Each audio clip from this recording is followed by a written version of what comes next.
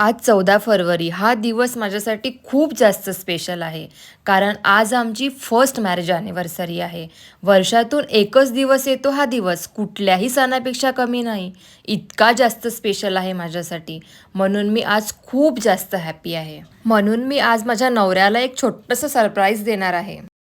आज मी नेहमीपेक्षा लवकर उठले, पटापट घरातील सगळी कामं करून घेतली. त्यांचा टिफिन वगैरे बनवला आणि ते ऑफिस गेले.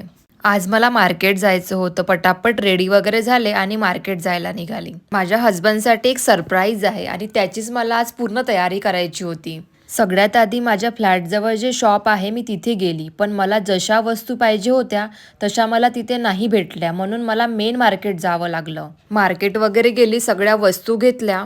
सगळं फिरता फिरता ना मी खूप दमले होते, म्हणून म्हटलं की थोडं काहीतरी खावं आणि मस्त असे मोमोज खाल्ले. सगळं सामान वगैरे घेतलं आणि घरी परत आले. घरी येता येताच मला खूप जास्त लेट झालं आणि तुम्ही बघू शकता जेव्हा मी घरून मार्केटसाठी निघाली तेव्हा काय टाईम झाला होता आणि घरी परत येताना पूर्ण अंधार झालेला. मी मार्केटमधनं छान क्यूट क्यूट कॅन्डल आणि फ्लावर आणले.